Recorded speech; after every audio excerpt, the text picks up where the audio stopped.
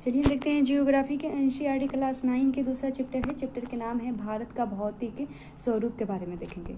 जैसे कि आप जानते हैं कि भारत एक विभिन्न स्थलाकृतियों वाला एवं एक विशाल देश है। और आप किस प्रकार के क्षेत्र या भूभाग में रहते हैं। यदि आप मैदानी क्षेत्र में रहते हैं तो आप वहाँ के दूर तक फैले विशाल मैदानों से परिचित होंगे। और यदि पर्वतीय क्षेत्र में निवास करते हैं तो आप पर्वतीय ढलानों और घाटियों से भली भांति परिचित होंगे। वास्तव में हमारे देश में हर प्रकार की भू आकृति पाई जाती है, जैसे पर्वत, मैदान, स्थल, मरुस्थल, पठार तथा द्वीप समूह भी पाए जाते हैं। और भारत की भूमि बहुत अधिक भौतिक विभिन्नताओं को दर्शाती है। भूगर्भिक तौर पर प्रायद्वीपीय पठार पृथ्वी की सतह का प्राचीनतम भाग है। इस भूमि का एक बहुत ही स्थिर भाग माना जाता था, परंतु हाल ही के भूकंपों ने इसे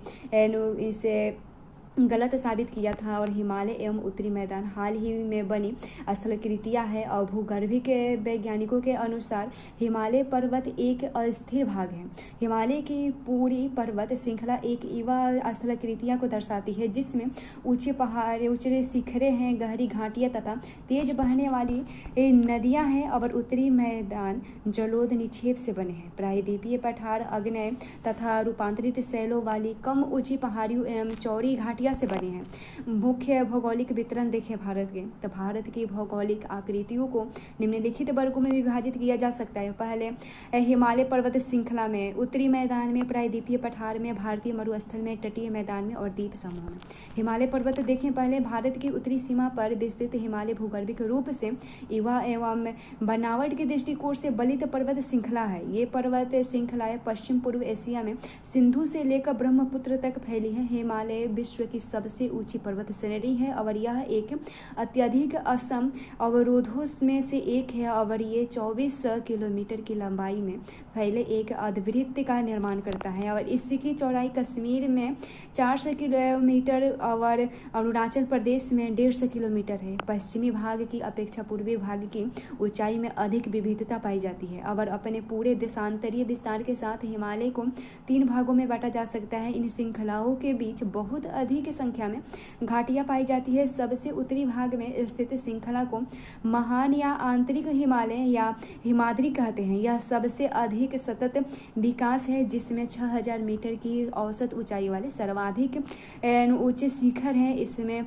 हिमालय के सभी मुख्य शिखर हैं। हिमालय के कुछ ऊंचे शिखर वाले हैं, जैसे माउंट एवरेस्ट है, ये नेपाल में है। इसकी ऊंचाई 8848 मीटर ऊंचा है। उसके बाद कंचनजंगा है, ये भारत में है, 8598 है उस ऊंचाई इसकी। उसके बाद मकालू है, ये नेपाल में है, 8481 ऊंचाई है इसकी, 81 मीटर ऊंचाई है। उसके बाद धौलागिरी है, ये नेपाल में है, 8172 मीटर ऊंचाई है इसकी। उसके बाद नंगा पर्वत है, ये भारत में स्थित है, तो इसकी ऊंचाई 8126 से ऊंचाई है। उसके बाद अन्नपूर्णा है, ये नेपाल में है, 8078 मीटर ऊंचाई है इसकी। उसके बाद नंदा देवी है, ये भारत में स्थित है, इसकी ऊंचाई है 7817 मीटर ऊंचा है। उसके बाद काममेट है, ये भारत में स्थित है, इसकी ऊंचाई 7756 मीटर ऊंचा है। उसके बाद नामचा बरुआ है, ये भी भारत में स्थित है, इसकी ऊंचाई 7756 मीटर ऊंचाई है। उसके बाद है गरुड़ा मंधाता है, ये नेपाल में स्थित है, इसकी ऊंचाई 7728 मीटर ऊंचाई है। महान हिमालय यानी बृहद हिमालय के बलय के प्राकृतिक असममितियाँ है। हिमालय के इन भागों का क्रूर ग्रेनाइट का बना है। और यह श्रृंखला हमेशा बर्फ से ढकी रहती है तथा इससे बहुत सी हिमानियों का प्रवाह होता है। और उसके बाद हिमाद्री के दक्षिण में स्थित श्रृंखला सबसे अधिक असम में है और एवं हिमाचल या निम्न हिमालय के नाम से भी जानी जाती है। इसे इन श्रृंखलाओं का निर्माण मुख्यतः अत्यधिक संपीड़न तथा परिवर्तित शैलों से हुआ है।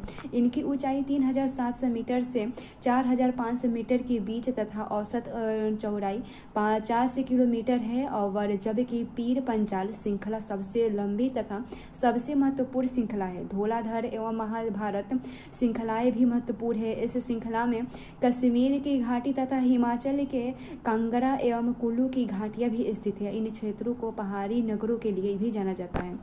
और हिमालय की सबसे बाहरी श्रृंखला को शिवालिक कहा जाता है। इनकी चौड़ाई 10 से 50 किलोमीटर तथा ऊंचाई 900 से 1100 मीटर के बीच है। और ये श्रृंखलाएं उत्तर में स्थित मुख्य हिमालय की श्रृंखलाओं से नदियों द्वारा लाई गई असंपीड़ित अवसादों से बनी है। ये घाटियां बजरी तथा जलोढ़ की मोटी परत से ढकी हुई है। और निम्न हिमालय तथा शिवालिक के बीच के में स्थित लंबोत घाटी को दून के नाम से जाना जाता है। कुछ प्रसिद्ध दून है जैसे देहरादून है, कोटली दून है और पाटली दून भी है। उसके बाद साथ ही यहाँ उसके बाद इस उत्तर दक्षिण के अतिरिक्त हिमालय को पश्चिम से पूर्व तक स्थित क्षेत्रों के आधार पर भी विभाजित किया गया है। इन वर्गीकरणों के नदी घाटियों की सीमाओं के आधार पर भी किया जाता है। और उदाहरण के लिए सतलुज एवं सिंधु के बीच स्थित हिमालय के भाग को पंजाब हिमालय के नाम से जाना जाता है, लेकिन पश्चिम से पूर्व तक क्रमशः इसे कश्मीर तथा हिमाचल हिमालय के नाम से भी जाना जाता है। सतलुज तथा काली नदियों के बीच स्थित हिमालय के भाग को कुमाऊं हिमालय के नाम से भी जाना जाता है। काली तथा तिस्ता नदियां नेपाल हिमालय एवं तिस्ता तथा दिहांग नदियां असम हिमालय तथा सीमांकन करती है। और हिमालय के कुछ क्षेत्रीय नाम पता कीजिए। और ब्रह्मपुत्र हिमालय की सबसे पूर्वी सीमा बनती है। ब्रह्मपुत्र नदी हिमालय की सबसे पूर्वी सीमा बनती है। और दिहांग महाखंडक यानी गार्च के बाद हिमालय दक्षिण की ओर एक तीखा मोड़ बनाते हुए भारत की पूर्वी सीमा के साथ फैल जाता है। और इसे पूर्वांचल या पूर्वी पहाड़ियों तथा पर्वत श्रृंखलाओं के नाम से जाना जाता है। ये पहाड़ियाँ उत्तर पूर्व राज्यों से होकर गुजरती है तथा मजबूत बलुआ पत्थरों जो अवसाद शैल से बने हैं उससे बनती है। और ये घने जंगलों से ढकी है तथा अधिकतर समानांतर श्रृंखलाओं एवं घाटियों के रूप में फैली है। पूर्वांचल में पटकाई, नागा, मिजो तथा मणिपुर पहाड़ियाँ सम्मिलित है। उसके बाद उत्तरी मैदान में देखें भारत के तो उत्तरी मैदान 3 प्रमुख नदी प्रणालियां है, सिंधु, गंगा एवं ब्रह्मपुत्र तथा इनकी सहायक नदियां से बना है। यह मैदान जलोढ़ मृदा से बना है और लाखों वर्षों में हिमालय के गिरिपाद में स्थित बहुत से बड़े वेशन यानी द्रोणी में जलोढ़ों का निक्षेप हुआ है, जिससे इस उपजाऊ मैदानों का निर्माण हुआ है। इसका विस्तार 7 लाख वर्ग किलोमीटर के क्षेत्र पर है। और यह मैदान लगभग 24 किलोमीटर लंबा और 240 से 320 किलोमीटर चौड़ा है। और यह सघन जनसंख्या वाला भौगोलिक क्षेत्र है। समृद्ध मृदा आवरण, पर्याप्त पानी की उपलब्धता एवं अनुकूल जलवायु के कारण कृषि की दृष्टि से यह भारत का अत्यधिक उत्पादक क्षेत्र है। क्या आप जानते हैं कि ब्रह्मपुत्र नदी में स्थित मजोली विश्व का सबसे बड़ा नदीय द्वीप है जहाँ लोगों का निवास है। उसके बाद उत्तरी पूर्वी से आने वाली नदियाँ निक्षेपण का कार्य में लगी है। और नदी के निचले भागों में ढाल कम होने के कारण नदी की गति कम हो जाती है, जिससे के परिणाम स्वरूप नदीय द्वीपों का निर्माण होता है। और उसके बाद ये नदियां अपने निचले भाग में गाद एकत्र हो जाने के कारण बहुत सी धाराओं में बट जाती है। इन धाराओं को वितरिकिया कहते हैं। क्या आप जानते हैं दोआब का अर्थ है जो नदियों के बीच का भाग। दोआब 2 शब्दों से मिलकर बना है, दो तथा आब अर्थात पानी। दो तथा आब अर्थात पानी। इसी प्रकार पंजाब भी 2 शब्दों से मिलकर बना है। पंज का अर्थ होता है 5 तथा आब का अर्थ होता है पानी। उत्तरी मैदान को उसके बाद देखते हैं। फिर उत्तरी मैदान को मोटे तौर पर 3 उपवर्गों में विभाजित किया गया है। उत्तरी मैदान के पश्चिमी भागों को पंजाब का नाम कहा जाता है, पंजाब का मैदान कहा जाता है। सिंधु तथा इसकी सहायक नदियों के द्वारा बनाए गए एक मैदान। इस मैदान का बहुत बड़ा भाग पाकिस्तान में स्थित है। सिंधु तथा इसकी सहायक नदियाँ झेलमय, चेनाब, रावी व्यास तथा सतलुज हिमालय से निकलती है। और मैदान में के इस भाग में दोआब की संख्या बहुत अधिक है। गंगा के मैदान का विस्तार घाघर तथा तिस्ता नदियों के बीच है। और यह उत्तरी भारत में हरियाणा, दिल्ली, उत्तर प्रदेश, बिहार, झारखंड के कुछ भाग तथा पश्चिम बंगाल में फैला है। अब ब्रह्मपुत्र का मैदान इसके पूर्वी विशेषक असम में स्थित है। उत्तरी मैदानों की इस व्याख्या सामान्यतः इसके उच्चाचों में बिना किसी विविधता वाले समतल स्थलों के रूप में की जाती है। यह सही नहीं है। और इन विस्तृत मैदानों की भौगोलिक आकृतियों में भी विविधता है। आकृति विभिन्नता के आधार पर उत्तरी मैदानों को 4 भागों में विभाजित की जा सकती है। नदियाँ पर्वतों से नीचे उतरते समय शिवालिक की ढाल पर 8 से 16 किलोमीटर क्षेत्र के चौड़ी पट्टी में गुटिका का निक्षेप करती है। इससे भाबर के नाम से जाना जाता है। सभी सरिताएं इस भाबर पट्टी में विलुप्त हो जाती है और इस पट्टी के दक्षिण में ये सरिताएं एवं नदियां पुनः निकल जाती है एवं नम्र तथा दलदली क्षेत्र का निर्माण करती है, जिसे तराई कहा जाता है। यह वन्य प्राणियों से भरा घने जंगलों का क्षेत्र था। बंटवारे के बाद पाकिस्तान से आए शरणार्थियों को कृषि योग्य भूमि उपलब्ध कराने के लिए इस जंगल को काटा जा चुका है और इस क्षेत्र के दुधवा राष्ट्रीय पार्क की स्थिति ज्ञात कीजिए और उत्तरी मैदान का सबसे विशालतम भाग पुराने जलोध का बना है और ये मैदान ये नदियों के बाढ़ वाले मैदानों के ऊपर स्थित है तथा वेदिका जैसे आकृति प्रदर्शित है। इस भाग को भांगड़ के नाम से जाना जाता है। इस क्षेत्र की मृदा में चूनेदार निक्षेप पाए जाते हैं, जिसे स्थानीय भाषा में कंकड़ कहा जाता है। बाढ़ वाले मैदानों के नए तथा युवा निक्षेपों को खादर कहा जाता है। इसका लगभग प्रत्येक वर्ष पूर्व निर्माण होता है, इसलिए ये उपजाऊ होते हैं तथा गहन खेती के लिए आदर्श भी होते हैं। प्रायद्वीपीय पठार के बारे में देखें तो प्रायद्वीपीय पठार एक मेज की आकृति वाला स्थल है जो पुराने क्रिस्टलीय अग्नेय तथा रूपांतरित शैलों से बना है। ये गोंडवाना भूमि के टूटने एवं अपवाह के कारण बना था और तथा यही कारण है कि यह प्राचीनतम भूभाग का एक हिस्सा है। इस पठारीय भाग में चौड़ी तथा छिछली घाटियां एवं गोलाकार पहाड़ियां हैं। इस पठार के दो मुख्य भाग है, मध्य उच्च भूमि तथा दक्कन का पठार। नर्मदा नदी के उत्तर में प्रायद्वीपीय पठार का वह भाग जो कि मलवा के पठार के अधिकतर भागों पर फैला हुआ है और उससे मध्य उच्च भूमि के नाम से जाना जाता है।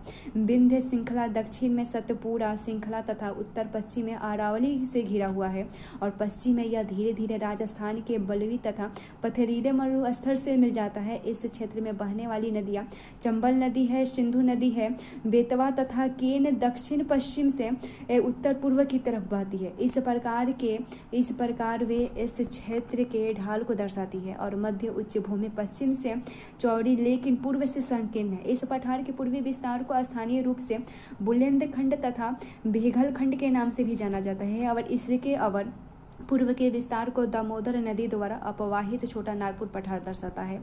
दक्षिण का पठार एक त्रिभुजाकार भूभाग है जो नर्मदा नदी के दक्षिण में स्थित है। उत्तर में इसके चौड़े आधार पर सतपुड़ा की श्रृंखला है, जबकि महादेव कैमोद की पहाड़ी तथा मैकाल श्रृंखला इसके पूर्वी विस्तार है। भारत के भौतिक मानचित्र पर इन पहाड़ियों एवं श्रृंखलाओं की स्थिति की भी ज्ञात कर सकते हैं। दक्षिण का पठार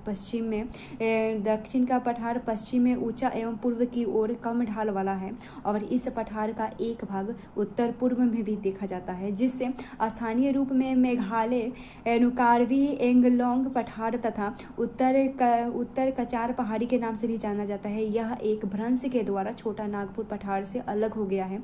पश्चिम से पूर्व की ओर तीन महत्वपूर्ण श्रृंखलाएं गारो खासी तथा जयंतिया हैं और ये पहाड़ियां है। गारो खासी जयंतिया ये पहाड़ियां हैं और उसके बाद दक्षिण के पठार के पूर्वी एवं पश्चिमी सिरे पर क्रमशः पूर्वी तथा पश्चिमी घाट स्थित है। पश्चिमी घाट पश्चिमी तट के समानांतर स्थित है। वे सतत हैं तथा उन्हें केवल दरों के द्वारा ही पार किया जा सकता है और भारत के भौतिक मानचित्र में थाल घाट, भोर घाट तथा पाल घाट की स्थिति भी ज्ञात कर सकते हैं। पश्चिमी घाट पूर्वी घाट की अपेक्षा ऊंची है और पूर्वी घाट के 600 मीटर की औसत ऊंचाई की तुलना में पश्चिमी घाट की ऊंचाई 900 से 1600 मीटर है और पूर्वी घाट का विस्तार महानदी घाटी से दक्षिण से में नीलगिरी तक है और पूर्वी घाट का विस्तार सतत नहीं है और ये अनियमित है एवं बंगाल की खाड़ी में गिरने वाली नदियों में ने इनको काट दिया है और पश्चिमी घाट में पर्वतीय वर्षा होती है और यह वर्षा घाट के पश्चिमी ढाल पर आर्द्र हवा के टकराव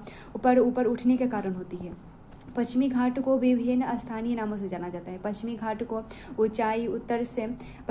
की ऊंचाई उत्तर से दक्षिण की ओर बढ़ती जाती है और इसी भाग के शिखर ऊंचे हैं, जैसे अनाई मुंडी है, इसकी ऊंचाई 2695 मीटर ऊंचा है तथा डोडा बेटा है, इसकी ऊंचाई 2633 मीटर ऊंचा है। पूर्वी घाट का सबसे ऊंचा शिखर महेंद्रगिरी है और इसकी ऊंचाई 1500 मीटर है और पूर्वी घाट के दक्षिण पश्चिम में सेवराय तथा जावेडी की पहाड़ियां स्थित है। उसके बाद है उदग मंडलम जिसे ऊटी के नाम से भी जाना जाता है तथा कोडई करनाल जैसे प्रसिद्ध पहाड़ी नगरों की स्थिति मानचित्र में भी ज्ञात कीजिए। और प्रायद्वीपीय पठार की एक विशेषता यहाँ पाई जाने वाली काली मृदा है जिसे ढक्कन ट्रेप के नाम से भी जाना जाता है। इसकी उत्पत्ति ज्वालामुखी से हुई है, इसलिए इसके शैल अग्नेय है। वास्तव में इन शैलों का समय के साथ अपर्दन हुआ है जिसने काली मृदा का निर्माण हुआ है, जिससे और अरावली के पहाड़ियाँ प्रायद्वीपीय पठार के पश्चिमी एवं उत्तरी पश्चिमी किनारे पर स्थित है। ये बहुत अधिक अपरदित एवं खंडित पहाड़ियाँ हैं। ये गुजरात से लेकर दिल्ली तक दक्षिण पश्चिम एवं उत्तर पूर्व दिशा में फैली हुई है। उसके बाद भारतीय मरुस्थल के बारे में देखें तो अरावली पहाड़ियों के पश्चिम किनारे पर थार का मरुस्थल स्थित है और यह बालू के टिब्बे से ढका एक रंगीत मैदान है और इस क्षेत्र में प्रति वर्ष 1500 मिलीमीटर से भी कम वर्षा होती है और इस शुष्क जलवायु वाले क्षेत्र में वनस्पति बहुत कम है। वर्षा ऋतु में ही कुछ सरिताएं दिखती है और उसके बाद वे बालू में ही विलीन हो जाती है। पर्याप्त जल नहीं मिलने से ये समुद्र तक नहीं पहुंच पाती है। केवल लूनी ही इस क्षेत्र की सबसे बड़ी नदी है। बरकान यानी आर्द्र चंद्रकाल बालू का टीला का विस्तार बहुत अधिक क्षेत्र पर होता है, लेकिन लंबवत टीले भारत पाकिस्तान सीमा के समीप प्रमुखता में पाए जाते हैं। और यदि आप जैसलमेर जाएं तो बरकान के समूह देख सकते हैं। और उसके बाद देखें भारत की तटीय मैदान के बारे में। प्रायद्वीपीय पठार के किनारों संकीर्ण तटीय पट्टियों का विस्तार है और यह पश्चिम में अरब सागर से लेकर पूर्व में बंगाल की खाड़ी तक विस्तृत है। पश्चिमी तट, पश्चिमी घाट तथा अरब सागर के बीच स्थित एक संकीर्ण मैदान है। इस मैदान के 3 भाग हैं। तट के उत्तरी भाग को कोंकण यानी मुंबई तथा गोवा, मध्य भाग को कन्नड़ मैदान एवं दक्षिण भाग को मालवा तट कहा जाता है। बंगाल की खाड़ी के साथ विस्तृत मैदान चौड़ा एवं समतल है और उत्तरी भाग में इसे उत्तरी सरकार कहा जाता है, जबकि दक्षिणी भाग कोरोमंडल तट के नाम से जाना जाता है। बड़ी नदियां जैसे महानदी है, गोदावरी है, कृष्णा तथा कावेरी नदी इस तट पर विशाल डेल्टा का निर्माण करती है। चीला झील पूर्वी तट पर स्थित एक महत्वपूर्ण भूलक्षण है। उसके बाद क्या आप जानते हैं चिल्का झील भारत में खारे पानी की सबसे बड़ी झील है। यह ओडिशा में महानदी डेल्टा के दक्षिण में स्थित है। उसके बाद द्वीप समूह के बारे में देखें। आप पहले ही देख चुके हैं कि भारत का मुख्य स्थल भाग अत्यधिक विशाल है। इसके अतिरिक्त भारत में 2 द्वीपों का समूह भी स्थित है। क्या आप इन द्वीप समूहों को पहचान सकते हैं? केरल के मालवा तट के ये एक द्वीप ये है और दूसरा ये चित्र 2.9 में एक द्वीप दिया गया है। उसके बाद देखते हैं केरल के मलबार तट के पास स्थित मालदीप की स्थिति को ज्ञात कीजिए। द्वीपों का यह समूह छोटे परवाल द्वीपों से बना हुआ है और पहले इनको लकवा द्वीप, मिनिकॉय तथा एमीन द्वीप के नाम से जाना जाता है और 1973 में इनका नाम लक्षद्वीप रखा गया। यह 32 वर्ग किलोमीटर छोटे से क्षेत्र में फैला हुआ है। उसके बाद कवारती द्वीप लक्षद्वीप का प्रशासनिक मुख्यालय है। इस द्वीप समूह पर पादप तथा जंतु के बहुत से प्रकार पाए जाते हैं। पिटली द्वीप जहां मनुष्य निवास नहीं करते हैं और वह एक पक्षी अभयारण्य है। और अब बंगाल की खाड़ी में उत्तर से दक्षिण की तरफ फैले द्वीपों की श्रृंखला की ओर ध्यान दीजिए। ये अंडमान एवं निकोबार द्वीप है और यह द्वीप समूह आकार में बड़े भी हैं और ये बहुत बड़े ये अंडमान कहाँ गए बंगाल की खाड़ी में उत्तर दक्षिण में एक तरफ फैले द्वीपों की श्रृंखला की ओर ध्यान दीजिए। ये अंडमान एवं निकोबार द्वीप है और यह द्वीप समूह आकार में बड़े संख्या में बहुल तथा बिखरे हुए हैं और यह द्वीप समूह मुख्यतः 2 भागों में बांटा गया है। उत्तर में अंडमान तथा दक्षिण में निकोबार है और यह माना जाता है कि यह द्वीप समूह निमज्जित पर्वत श्रेणियों की शिखर है और यह द्वीप समूह देश की सुरक्षा के लिए भी बहुत महत्वपूर्ण है और इन द्वीप समूहों में पाए जाने वाले पादप एवं जंतुओं में बहुत अधिक विविधता है। ये द्वीप विषुवत वृत्त के समीप स्थित है एवं यहाँ की जलवायु विषुवतीय है तथा यह घने जंगलों से आच्छादित है। और क्या आप जानते हैं कि भारत का एकमात्र सक्रिय ज्वालामुखी अंडमान तथा निकोबार द्वीप समूह के बैरेन द्वीप पर स्थित है। उसके बाद विभिन्न भू आकृति विभागों का विस्तृत विवरण प्रत्येक विभाग की विशेषताएं स्पष्ट करता है, परंतु यह स्पष्ट है कि ये विभाग एक दूसरे के पूरक हैं और वे देश को प्राकृतिक संसाधनों में समृद्ध बनाते हैं। उत्तरी पर्वत जल एवं वनों के प्रमुख स्रोत हैं। उत्तरी मैदान देश के अन्य भंडार है और इससे प्राचीन सभ्यताओं के विकास को आधार मिला। पठारी भाग खनिजों के भंडार है और जिसने देश के औद्योगिकरण में विशेष भूमिका निभाई है। तटीय क्षेत्र मत्स्य और पोत संबंधित क्रियाकलापों के लिए उपयुक्त स्थान है और इस प्रकार देश की विविध भौगोलिक आकृतियां भविष्य में विकास की अनेक संभावनाएं प्रदान करती है। परवाल के बारे में थोड़ा देख ले। परवाल पोलिप से कम समय तक जीवित रहने वाले सूक्ष्म प्राणी हैं जो कि समूह में रहते हैं और इनका विकास छिछले तथा गर्म जल में होता है। इनमें कैल्शियम कार्बोनेट का स्राव होता है। अब परवाल स्राव एक परवाल अस्थियां टीले के रूप में निक्षेपित होते हैं और ये मुख्यतः 3 प्रकार के होते हैं। परवाल रोधिका, तटीय परवाल भीतियां तथा परवाल वलय द्वीप। ऑस्ट्रेलिया का ग्रेट बैरियर रीफ परवाल रोधिका का अच्छा उदाहरण है। अब परवाल वलय द्वीप गोलाकार या हॉर्स शू आकार वाले रोधिका होते हैं।